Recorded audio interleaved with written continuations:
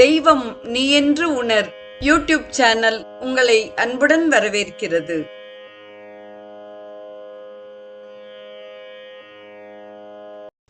வாழிய செந்தமிழ் அன்பு நிறை உள்ளங்களுக்கு அன்பார்ந்த வணக்கங்கள்.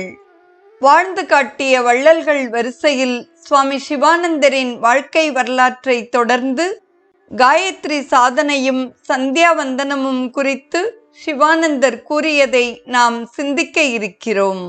முதலில் வருவது காயத்ரி சாதனையின் தத்துவம். மேல்நாட்டு மக்களுக்கும் கீழ்நாட்டு மக்களுக்கும் இடையே அடிப்படையான வேற்றுமை உண்டு. முன்னவர் புற உலகிலிருந்து தமது தேவைகளை பெற விடைகின்றனர்.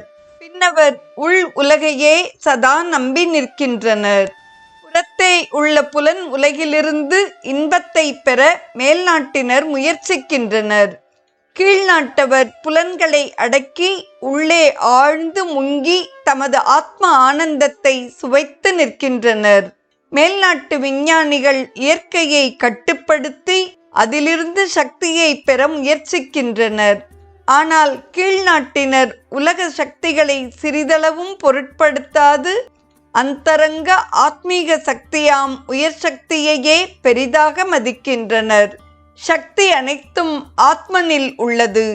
ஆத்மனின் தன்மை சர்வ சக்தி வாய்ந்தது. அதில் அனந்த சக்தி நிலவுகிறது. இந்த சக்தி முதலில் ஓசையாக வெளிப்படுகிறது. இந்த ஒலித்தன்மையை வேதங்கள் கொண்டு விளங்குகின்றன. வேதங்களில் உள்ள ஒவ்வொரு மந்திரமும் எல்லையற்ற சக்தியின் கருவூலமாகும். அவ்வரிய சக்தியின் உறைவிடமாக ஒவ்வொரு மந்திரமும் அமைகிறது. இவ்வுயர் மந்திர சக்தியில் உண்மை சாதகன் நம்பிக்கை கொண்டுள்ளான். இதுவே அவனிடம் உள்ள சக்தியின் இரகசியம். அவனிடம் உள்ள தெளிவுக்கும் உறுதிப்பாட்டுக்கும் இதுவே காரணம். இவ்வரிய மந்திரங்களில் எல்லாம் சிறந்ததும் மிகவும் வலிமை வாய்ந்ததுமாக விளங்குகிறது காயத்ரி மந்திரம். இதுவே ஒரு இந்துவின் உயிராக விளங்குகிறது. பிரம்மச்சாரியின் தேஜஸ், இல்லறத்தானின் உறுதுணை மற்றும் செழிப்பு, வானப்பிரஸ்தனின் ஆறுதல் அனைத்திற்கும் அடிப்படை காயத்ரியே ஆகும். இளம் மாணவன் ஒருவனின் உபநயனம் முதல் சந்நியாசம் பெற்று உயர்நிலை அடையும் வரை அவனது வாழ்வு முழுவதும் காயத்ரி மந்திரமே அவனது நித்திய வழிகாட்டியாகவும் நண்பனாகவும் ஆதரவு அளிப்பவனாகவும் வலு அளிப்பவனாகவும் அமைகிறது. அவனுக்கு அனைத்தும் காயத்ரியே ஆகும். காயத்ரி உபதேசம்தான் இந்துவின் ஆத்மீக வாழ்வின் தொடக்கத்தின் அறிகுறியாகும். இதன் முக்கியத்துவம் மிக உயர்ந்தது. எனவேதான் ஒவ்வொரு இந்துவினுடையவும் அன்றாட சாதனையின் கட்டாய அம்சமாக காயத்ரி ஜபம் விதிக்கப்பட்டுள்ளது. இஷ்ட தேவதை எதுவாக இருப்பினும் குலதேவதை எதுவாக இருப்பினும் காயத்ரி ஜபமும் அதை கொண்டுள்ள அர்க்கியமும் ஒவ்வொரு இந்துவுக்கும் விதிக்கப்பட்டுள்ளது.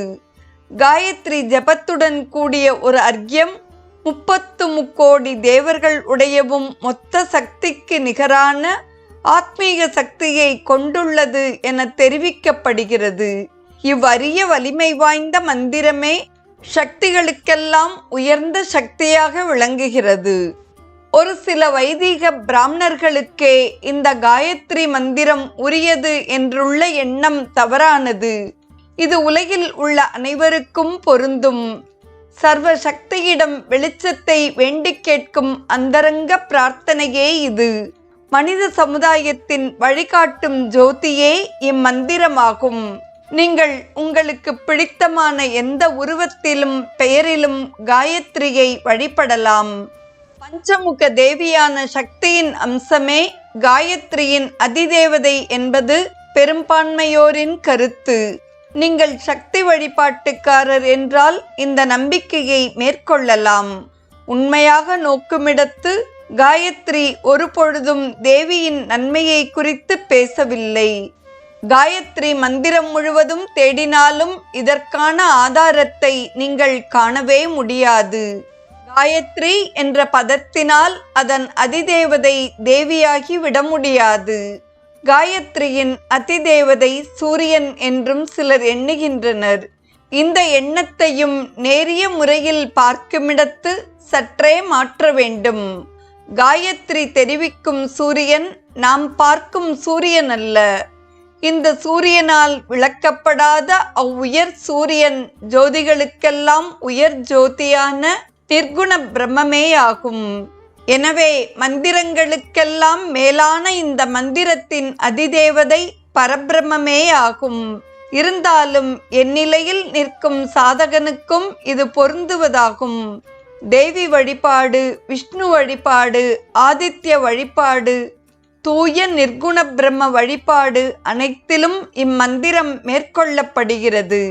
ஜாதி, இனம், தேசம், பால் முதலியன எதுவாக இருப்பினும் இத்தத்துவத்தில் நம்பிக்கை வைக்கும் எல்லா சாதகர்களுக்கும் இம்மந்திரம் ஆதரவாக அமைகிறது. உள்ள தூய்மையும் விசுவாசமுமே முக்கியமானது.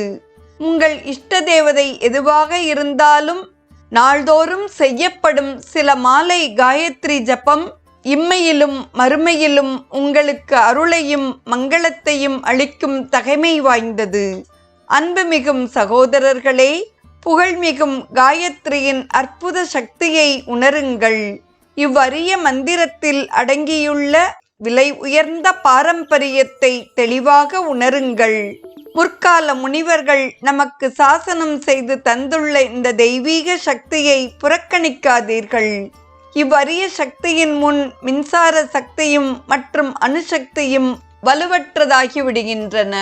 தினமும் காயத்ரி ஜபத்தை செய்து அதன் அற்புத சக்தியை உணருங்கள். இந்த ஜபத்திற்கு குறிப்பிட்ட காலத்தை தினமும் நிர்ணயித்து அதை தொடர்ந்து கடைபிடியுங்கள். தவறாது நாள்தோறும் ஒரு மாலையாவது ஜபம் செய்யுங்கள். அபாயங்கள் அனைத்திலிருந்தும் அது உங்களை காத்து நின்று இடுக்கண்களை தாண்டுவதற்கான வலிமையை கொடுத்து அமைதி ஆனந்தத்திற்கு அழைத்து செல்லும். காயத்ரி சாதனையில் பயிற்சி காயத்ரி மந்திரம். ஓம் பூர் புவஸ்சுவக தத்சவித்துர் வரேணியம் பர்கோ தேவஸ்ய தீமகி தியோ யோனக் பிரச்சோதயாத் என்பதாகும்.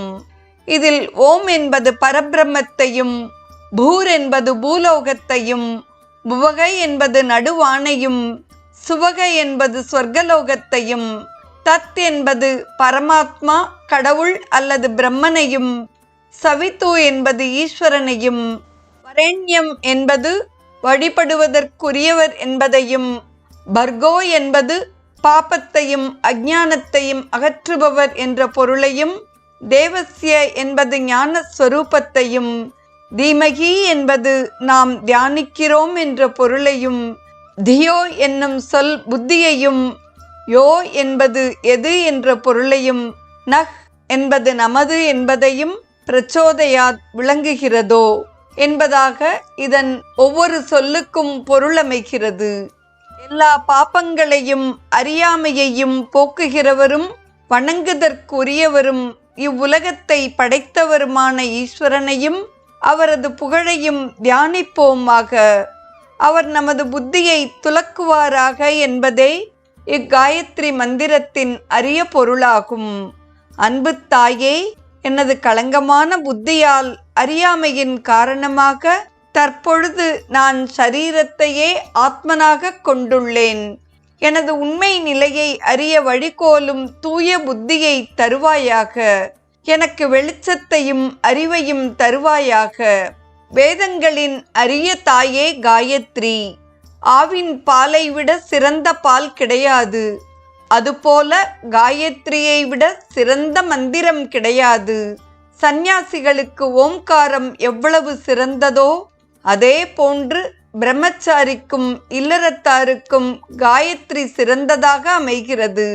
ஓம்கார தியானத்தினால் அடையக்கூடிய பலனை காயத்ரி தியானத்தினால் அடையலாம். பரமஹம்ச சந்நியாசிகள் அடையும் லட்சியத்தை காயத்ரி தியானத்தால் பிரம்மச்சாரியும் இல்லறத்தாரும் அடையலாம். காயத்ரி மந்திரத்தின் அதிதேவதையே சவிதா, அக்னியே அதன் வாய், விஸ்வாமித்ரரே ரிஷி. காயத்ரி பூணூல் போட்டதும் பிராணாயாம ஜபத்துடன் ஜபிக்கப்படுகிறது.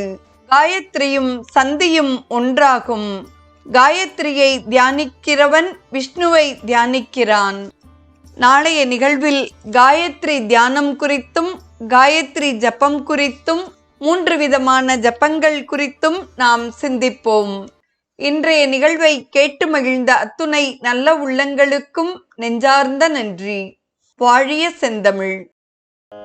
தெய்வம் நீ என்று உணர் யூடியூப் சேனலை கேட்டு மகிழ்ந்த நீங்கள் உங்கள் நட்பு வட்டத்திற்கும் பகிர்ந்து தொடர்ந்து உங்களது நல்ல ஆதரவினை சப்ஸ்கிரைப் செய்து வழங்குமாறு அன்புடன் வேண்டுவது உங்கள் அன்பின் விசாலம்.